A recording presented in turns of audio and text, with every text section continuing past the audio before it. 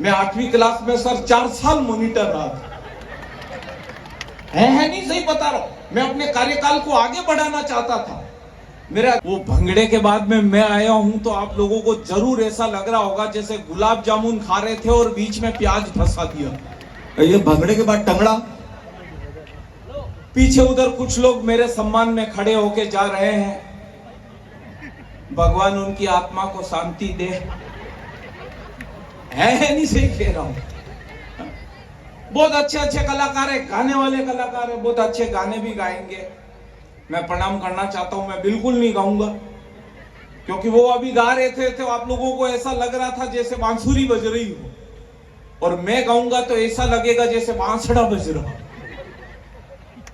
क्योंकि उनके कंठ में सरस्वती माता का वरदान है। अनवर खान जी है, वो खेता खान है, बहुत अच्छा गाते हैं। उनके कंठ में सरस्वती माता का वरदान है और अपने कंठ में बाबा भैरूनाथ का। पीछे तक उधर दूर ही दूर तक लोग बैठे हुए, पीछे तक सफेद सफेद दिखाई दे रहा है। हालांकि ये ड्रेस कोड एक था क्या, सबने सफेद कपड़े पहने हुए ताकि दूसरों को पता चल जाए कि इधर कोई बैठे हुए। बहुत बढ़िया कार्यक्रम चल रहा है मित्रों। ये महोत्सव पिछले कई सालों से बंद था, पर ये कार्यक्रम, ये महोत्सव पिछले साल और इस वर्ष 2 साल से हो रहा है। पहले बंद था तो ये महोत्सव शुरू किया आपकी सरकार ने, और एक विशेष प्रयास इस महोत्सव में रहे जिला प्रशासन के, और उन्हीं में मुख्य ऊर्जा जिन्होंने लगाई वो है आपके अपने जिला अधिकारी, आपके अपने UIS ऑफिसर, कलेक्टर लोक बंधु सर। मैं ये चाहता हूं कि पीछे तक उधर जो लोग खड़े हैं, ये कार्यक्रम हो रहा है तभी आप इधर बैठे हो, वरना ऐसे आके नहीं बैठ सकते। यस, मैं समझ गया कि आप तक बात पहुंच रही है। तो मैं ये चाहता हूं इस थार महोत्सव के सम्मान में, आपके अपने जिला प्रशासन के सम्मान में और कलेक्टर साहब के सम्मान में, पीछे तक जितने भी लोग, आगे से लेके पीछे तक, दोनों हाथ ऊपर उठा करके ताली बजा के बताएं कि आप सब लोग खुश हैं। बस बस बस बस, इन तालियों से अपने बाल बच्चे पल जाएंगे। और ये ताली बजवानी जरूरी थी क्योंकि पेमेंट वाला मामला इधर ही फंसा हुआ है। अच्छा, अपन मैं एक बात वो कहना चाहता हूं, बहुत सारे अधिकारी लोग बैठे हुए, आगे बैठे हुए, सर प्रणाम करना चाहता हूं, आप बड़ी पोस्ट पर रहे हैं सर। हालांकि सर मैं खुद पोस्ट पर रहा था। मैं 8वीं क्लास में सर 4 साल मॉनिटर रहा था। है नहीं, सही बता रहा हूं। मैं अपने कार्यकाल को आगे बढ़ाना चाहता था। मेरे अध्यापक ही परेशान हो गए, बोले हमारे ऊपर दया करो, अपने घर की तरफ प्रस्थान करो। तो मैं उनके ऊपर दया करके ससम्मान अपने घर पे आया था। पर मेरे को मेरी परीक्षाएं आज दिन तक याद है जो मैंने उस टाइम दी थी। वो 8वीं में मेरे अंग्रेजी के अध्यापक ने कहा, बोले 8 साल से अंग्रेजी पढ़ रहा है, तेरे को कुछ आता जाता है कि नहीं है? मैंने कहा बिल्कुल आता है, आप टेस्ट ले लो, अभी पता चल जाएगा। हाँ, इस माइक को थोड़ा सेव कर देना, ये मेरी आवाज को खींच रहा है। हालांकि पता नहीं इसको मेरी इस आवाज में क्या पसंद आ रहा है।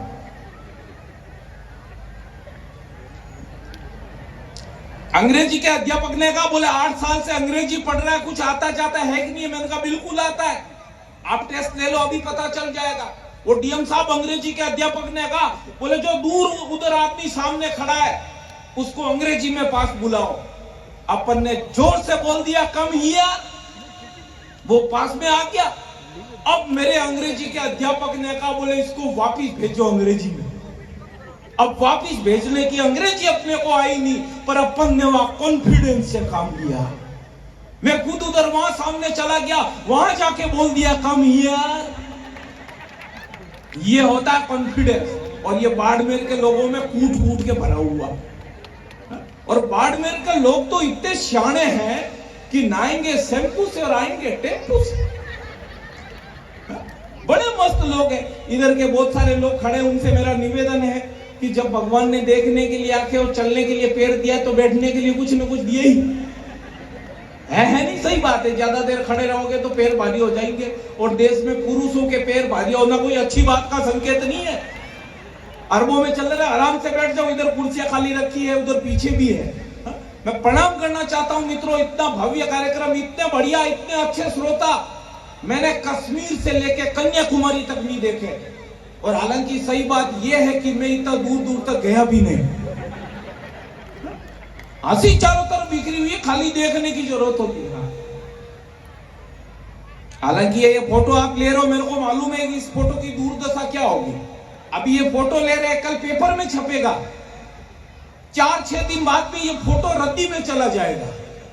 उसके बाद में क्या होगा, आप में से जो भाई लोरी लगाते हैं सड़क पर, चौराहे पर कचौली समोसे जलेबी बेचते हैं, चाट पकौड़ी बेचते हैं, वो उस फोटो को काटेंगे, उस कटिंग करेंगे पेपर को और उसके ऊपर रख करके जलेबी चाट समोसा बेचेंगे।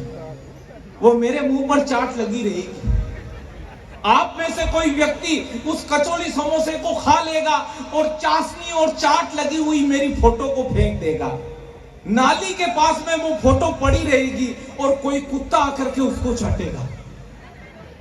और देश में आजकल कई नेताओं के फोटो केवल इसी काम आ रहे हैं। मैं प्रणाम करना चाहता हूं, बहुत बढ़िया कार्यक्रम चल रहा है, पीछे तक लोग बाग बैठे हुए, हंसी चारों तरफ बिखरी हुई है। अभी बहुत अच्छे अच्छे कलाकार, ये बहुत सारे कलाकार आ गए हैं, मेरे को इनके इतने सारे कलाकार गाएंगे तो इतना बहुत भव्य कार्यक्रम होगा। और ये सभी बड़े कलाकार लोग हैं। हालांकि मैं तो देखिए छोटा ही कलाकार हूं, मैं कोई बड़ा कलाकार नहीं हूं, पर मैं आप सबको प्रणाम करना चाहता हूं। मैं आप सब लोगों के चेहरे पर मुस्कान बांटने के लिए आया हूं। अब वो थोड़ा प्रभाव उनका खत्म हुआ तो अब मैं शुरू हूं, तो मैं ये चाहता हूं कि एक बार हंसने के मूड में है तो आप सभी लोग मेरे सम्मान में भी ताली बजा दो, तो मुझे लगे कि हाँ सुनने के मूड में। बस बस बस बस इन तालियों से अपने बाल बच्चे पल जाएंगे। और एडीएम साहब ने मेरे को पहले भी बोल दिया था, बोले ताली वाली पहले बजवा लेना, ये बाड़मेर के लोग हैं अक्सर ताली बजाते बजाते नट भी बजा देते है नहीं, सही बता रहा हूं। हंसी चारों तरफ बिखरी हुई है। वो फांसी की सजा सुनाने से पहले जज ने अपराधी से कहा तुम्हारी अंतिम इच्छा बताओ, तो उस अपराधी ने कहा सर इच्छा और कुछ नहीं है, बस मेरी जगह आप लटक जाओ। आदमी का कॉन्फिडेंस ढंग का होना चाहिए। वो मेरे दूसरे अध्यापक आ गए, बोले संस्कृत का अध्यापक थे, बोले श्लोक का हिंदी में अनुवाद करो। मैंने कहा सर अभी कर देते, आप श्लोक बताओ। वो श्लोक आप सब लोगों ने सुना होगा, सर्वे भवन्तु सुखिनः सर्वे सन्तु निरामया सर्वे भद्राणि पश्यन्तु मा कश्चित् दुःखभाग् भवेत्। मैंने कहा अभी इस श्लोक का हिंदी में अनुवाद कर देता हूं। इसमें मेन शब्द क्या है, सर्वे। सर्वे यानी सर्वे। मैंने लिखा कि जब सर्वे किया गया तो पता चला भवन्तु ऋषि के आश्रम में कोई सुखी नहीं था। सर्वे संतु निरामया, मैंने कहा कि सर ये सर्वे संतु और निरामया ने मिलके किया था। सर्वे भद्राणी पश्यन्तु, मैंने कहा कि सर सर्वे तो भद्राणी और पश्यन्तु का भी हुआ था। मां कश्चित् दुःखभाग् भवेत्, पर उनकी मां क्या करती जब उनके भाग्य में सुख नहीं था। बोले ऐसे कैसे बेवकूफ बना रहे। मैंने कहा कॉन्फिडेंस में ऐसे ही होगा। बोले चलो दूसरे का बताओ। मैंने कहा पूछो। बोले तम सोर मां ज्योतिर्गमय। मैंने कहा सिंपल सी बात है, तुम सो जाओ मां, मैं ज्योति के घर जा रहा हूं। ये बहुत सारे लोगों को समझ में आ गया। माताएं बहनें बैठी हुई है, मैं प्रणाम करना चाहता हूं। देखिए हालांकि महिलाओं के ऊपर मैं कोई बात नहीं करता, क्योंकि आदमी की फाइल 2 मिनट में सल्टा देती, पर एक सबसे बड़ी विशेषता बता रहा हूं महिलाओं की। किसी भी महिला से उम्र पूछ लेना, कभी सही नहीं बताएगी। आज ही की बात है, मैं ट्रेन में आ रहा था, ऊपर की बर्थ पर मैं लेटा हुआ, नीचे 2-3 महिलाएं बैठ के बात कर रही। पहली वाली ने दूसरी वाली से कहा, बोले बहन तुम्हारी उम्र कितनी हो गई? तो उसने कहा कुछ नहीं, मैं 30 साल की हूं, जबकि 40 का आंकड़ा पार कर चुकी थी। दूसरी वाली ने बताया, बोले मैं तो 25 की हूं, जबकि अर्धशतक ठोक चुकी थी। मेरे से रहा नहीं गया, मैं धड़ाम से नीचे गिर पड़ा। वो बोली क्या कर रहे हो? मैंने कहा मैं जन्म ले रहा हूं। ये हो सकता है।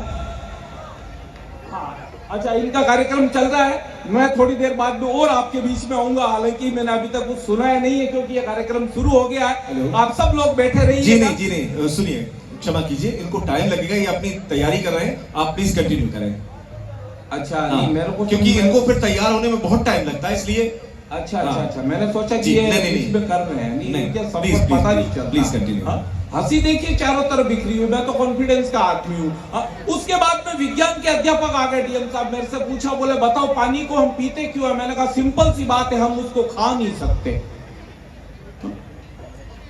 उसके बाद में हमारे इतिहास के अध्यापक आ गए और मेरे से प्रश्न किया, बोले बताओ महाभारत के युद्ध का सबसे बड़ा कारण ये क्या था? तो मैंने बताया आप सब लोगों को भी आज ही मालूम चला होगा, आज ही पता चलेगा कि यही कारण था। इतिहास के अध्यापक थे, उन्होंने पूछा, बोले महाभारत के युद्ध का सबसे बड़ा कारण क्या था बताओ। तो मैंने बताया, मैंने कहा सर महाभारत के युद्ध का सबसे बड़ा कारण यह था उस टाइम पुलिस का ना होना।